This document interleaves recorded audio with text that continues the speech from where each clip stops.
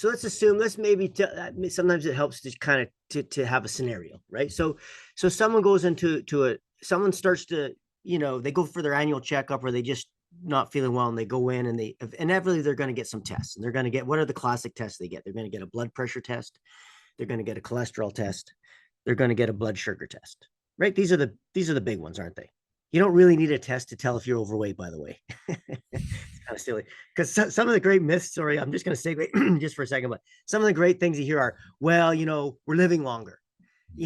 That's why we have more illness. I'm like, no, because the biggest rises in chronic illness are amongst our young, right? Breast cancer is not a sickness of old women. Neither is cervical cancer. You know what I mean? ADHD is not a, so it's ridiculous to think it's because we're living longer. And it's ridiculous to think it's because, well, we just have better tests now, so we're picking up more stuff. Our diagnosis is better. I'll say, listen very carefully.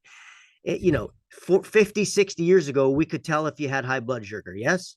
We could tell if you had high blood pressure, and we could tell if you were obese.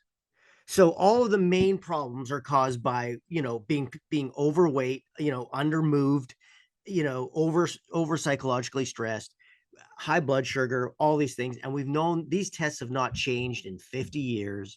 And yet the things that are associated with these tests have skyrocketed. So it's not because we have better diagnostic tools, and it's not because we're living longer. Let's just get that off the table. So a person goes in and they're told they have high blood pressure. They're not told that you must be under some kind of emotional or physical stress. Let's address the cause of that and figure out why you are genetically expressing high blood pressure. What they're told is you have a defect in your ability to regulate your own blood pressure or cholesterol or moods or blood sugar. So what we're going to do is we're going to say this score here, it's called homeostasis. It's called where you are in a state of balance. And for blood pressure, we're going to call it 120/80. They've got one for blood sugar. They've got one for body weight and your BMI. They've got all these things. And they're going to say, our goal is to get you into that zone. So they have what's called a Framingham chart, doesn't matter, but they have this thing and they say, our goal is to get you into that zone. We're going to use drugs to do it. We're going to create drug-induced homeostasis, and we're going to call that healthier. This is the entire premise of the medical field, is that they're going to somehow they're going to measure to see if you're outside of that zone. And if you are, they're going to call you sick, which you are. You are sick if you're outside of that zone, but you're not sick because of a defect. You're sick because of how you're living. Or drug deficiency. Yeah, you're not sick because of a drug deficiency, right? So it's almost certainly going to be an essential nutrient deficiency, and it's going to be a movement deficiency, enough proper movement, enough social interaction, self-love, self-confidence, all the things we can talk about. But what it's really based on is that you're not living in a way that's matched to what your genome requires to genetically express healthy structure and function, happiness, joy, quality of life, right? Your choices are defective, not your genes. So in medicine, the goal is to get you to homeostasis, drug-induced homeostasis. They'll give you a pill to change your score, and then they're going to say that makes you better. It doesn't make you better. It makes your score better. You're still a sick person with all the rocks in your backpack, as I would say, with all the stressors in your life, all the bad diet, all the lack of exercise, all the negative, stressful thoughts. All those things are still in your life. You've just taken a pill to mess up your ability to self-regulate, because you deliberately self-regulated out of your state of relaxation or homeostasis into a state of adaptation because you're dealing with a bunch of stressors in your life.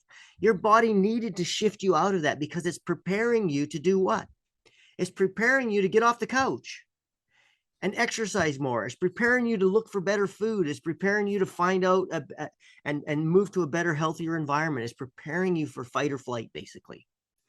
But what they do is they don't recognize why you're out of homeostasis, why you're sick. They make the assumption, the whole thing is based on the assumption that you're sick because of bad genes or an inability to regulate your own body systems. Therefore, they give you a drug to override your ability to regulate your body systems, and they can do it. Drugs work to override biochemical pathways. Drugs work to stop you from the ability to raise your blood pressure appropriately, or raise your cholesterol appropriately, or raise your blood sugar, all those things, right? Drugs can stop that. But what they can't do is drugs can't address poor nutrition, which is why you're overweight and on all these nutrient deficiencies and why you've got high blood pressure and high blood sugar, all these things. Drugs will never address the fact of lack of exercise or proper movement to build bone density and muscularity and have a healthy heart and healthy mind. Can't do that. And drugs can never address an inability to love yourself or to make social connection or to live in an environment that's supportive. Drugs can never fix any of the causes. They can only create a drug-induced score on a test that someone's going to say, now we've achieved the goal.